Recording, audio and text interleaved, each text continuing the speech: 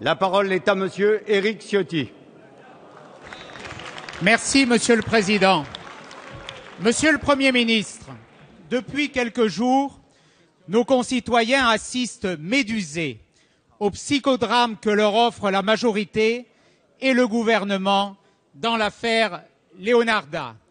Les ministres s'insultent, les anathèmes sont lancés, la majorité se déchire, la compagne du président de la République se croit autorisée à se mêler à ce débat. Pourtant, cette affaire est très simple. Il s'agit de l'exécution d'une décision de justice après que 4 juridictions aient été saisies de la situation d'une famille qui a délibérément menti pour obtenir le statut de réfugié politique. Mais ce qui est plus grave, c'est que le président de la République lui-même, en dépit du respect de ces décisions de justice, s'est cru bon d'intervenir. C'est grave sur la forme, parce que, mes chers collègues, est-il normal que le président de la République ouvre un dialogue avec Leonarda? Est-ce qu'il est normal, sur le fond, que le président de la République ouvre également ce débat, remettant en cause l'autorité de la chose jugée et remettant en cause tout simplement les principes d'autorité républicaine? En fait, ce qui est en cause dans ce dossier, c'est la capacité de votre gouvernement à décider. Pierre Mendin France disait « gouverner, c'est choisir ».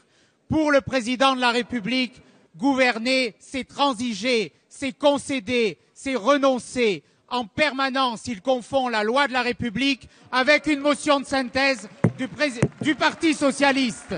Quand, Monsieur le Premier ministre, allez-vous arrêter d'abaisser notre pays et de donner une image pitoyable de la France sur la scène internationale? S'il vous plaît, on se calme et on écoute la réponse du Premier ministre. Allez.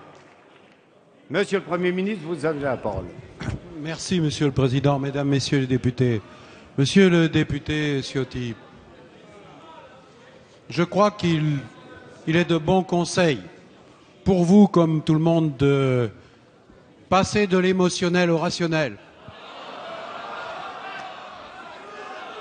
Allez, mes chers collègues, on va écouter. De passer des calculs politiciens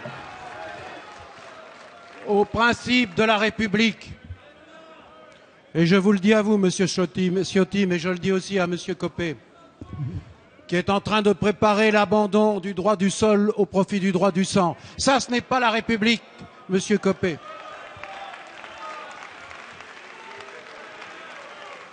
Alors, s'agissant du cas de cette famille que vous venez d'évoquer, ici même, la semaine dernière, j'ai exprimé le point de vue du gouvernement. J'ai dit qu'un rapport serait demandé et qu'au-delà de l'émotion que je pouvais comprendre, le gouvernement en tirerait toutes les conséquences. C'est ce qu'a fait le président de la République. Le rapport a été remis au ministre de l'Intérieur, Manuel Valls, qui l'a présenté au président et à moi-même. Et le président de la République a annoncé très clairement les choses.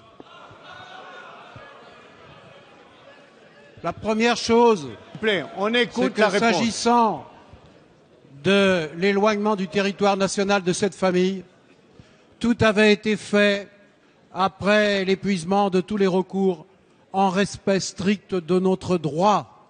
Et le président de la République a rappelé à juste titre que dans un État de droit, dans une République, la base de la cohésion, la base de la confiance, c'est le respect de notre loi et de notre droit. C'est ce qui a été rappelé.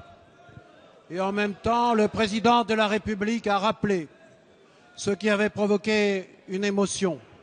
C'est qu'il y a eu en effet une erreur de discernement. Un des membres de la famille, une jeune fille, a été interpellé à l'occasion d'un déplacement scolaire. Depuis, une circulaire préparée samedi après-midi en interministériel à Matignon a été signée par le ministre de l'Intérieur et adressée à tous les préfets de France. On écoute. L'école sera protégée. Elle doit être protégée parce que l'école protège et doit protéger les enfants, quels qu'ils soient. Et c'est rien d'autre qui a été rappelé. Et vous pourriez parfaitement adhérer à ce que je viens de dire. Après, Le président de la République, en raison de ces circonstances, a rappelé que la République, c'était à la fois le droit, mais c'était aussi l'attention, la sensibilité, la fraternité, l'humanité. Un geste, une proposition a été faite. Qui propose à cette jeune fille, si ses parents en décident, de poursuivre sa scolarité en France, où elle a des membres de la famille vivant en situation régulière. Après, c'est à la famille, aux parents de décider. Mais voilà la règle qui a été rappelée. Et il est important de rappeler en permanence la règle commune. La règle commune, c'est la base du pacte républicain. Mais le pacte républicain, c'est aussi l'attention, c'est aussi la fraternité. Je n'ai pas dit autre chose la semaine dernière. Alors votre président de groupe, Monsieur Jacob, emporté une fois de plus par son élan, m'a demandé de poser à l'Assemblée nationale la question de confiance. Eh bien, mesdames et messieurs les députés, écoutez la réponse.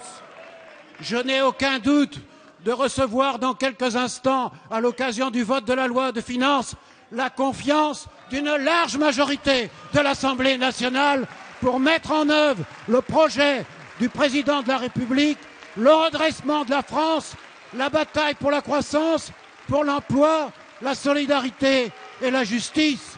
C'est ça notre politique. Vous pouvez continuer. Nous garderons notre cap. C'est celui de la France. Merci, Monsieur le Premier ministre. Merci.